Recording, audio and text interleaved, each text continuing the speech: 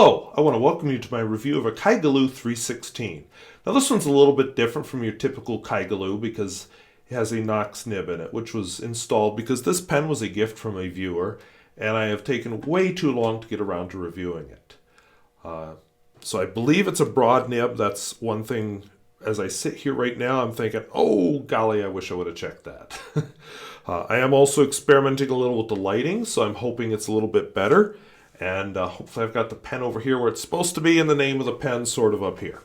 So that said, let's dive into the pen. So first of all, one of the things I noticed with this pen is it's heavy, very quality feeling. It's not a metal pen as far as I can tell. Just a very heavy plastic, kind of a marbled plastic. So acrylic, I guess is the word I'm supposed to use. This viewer did put I think it was a Schmidt converter in it. And then, of course, the Knox nib, which I believe is broad. It looks broad. But a very quality feeling pen. In fact, he recommended it to me as sort of reminiscent of a Parker Dual Fold. Clearly not a knockoff or even an attempt at a knockoff, but kind of aiming for that same feel. Now, my impression when I first handled this pen was, I've handled that pen before. Let me zoom in a little so we can get a look. Because here is a pen I reviewed several years ago. This is a crocodile pen. I can't remember if it's Kaigelu or not. But, looking kind of similar. And it's that same kind of heavy plastic. Of course, this does not have a Knox nib on it. And it has a regular converter. Has a nice crocodile on the nib, which was attractive. And, of course, I love the finish and really love the crocodile clip, which the Kaigelu 316 does not have. That said, I did drop this pen and crack the plastic, so I had to use some icky glue, and I'm not neat, so it kind of detracted a little, but I still really like the pen. Feels expensive. So this is very similar. I mean, it wouldn't surprise me if they're both made by the same company when you look at that.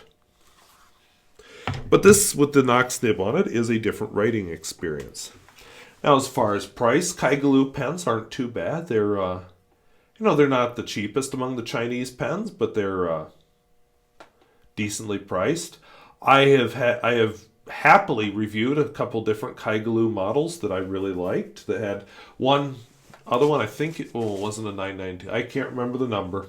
Sorry, but I did review another one that was orange with a very marbled finish that I liked a lot. That is in my permanent collection. I ink up from time to time.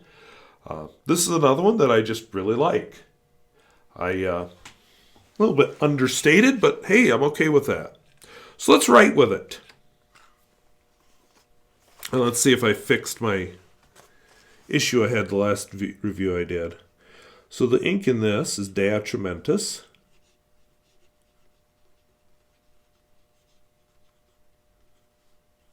Pearl Violet.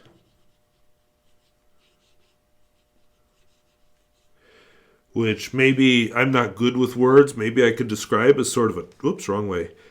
Maybe I could describe it as sort of a chalky violet. I don't know. So maybe that was a little too close. There we go. Now this is a Knox nib. It is not a flex nib by any means. This is a regular steel nib. But I would say there's a little line variation in it. It's fairly smooth. I don't know. Maybe it's Knox itself as a company. I don't know much about the brand, to be totally honest.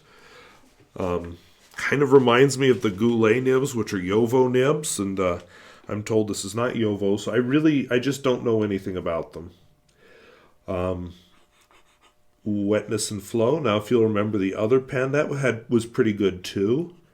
I am told this is a step up from the nib that was on it. I will take the gentleman's word for that because I did not. He did send me the Kaigelu nib and feed and whatnot. I just have not put them on to test it.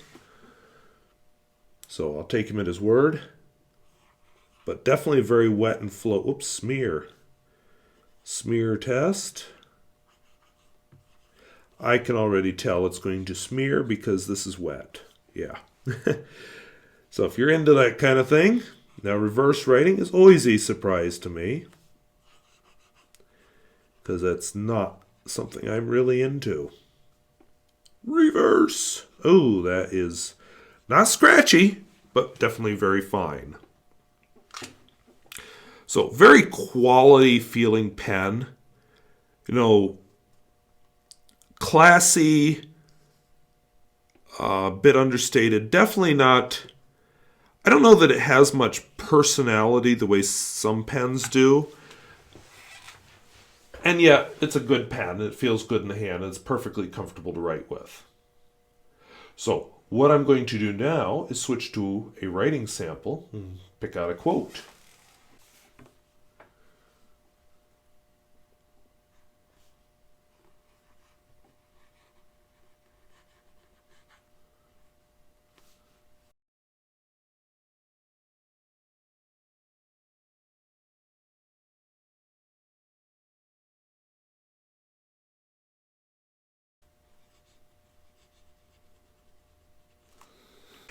So, very nice, very high quality feeling pen, and I do thank the gentleman for sending it to me. That said, if I were to lose this pen, would I replace it? Probably not, and I will tell you why. Because I have a pen very similar that writes just like it. At the same time, am I going to get rid of it? Oh no, I'll be hanging on to it. So I do enjoy this pen, and if you're looking for a good, classy writing instrument that doesn't have a crocodile for a clip, Kaigelu 316 would be a good option.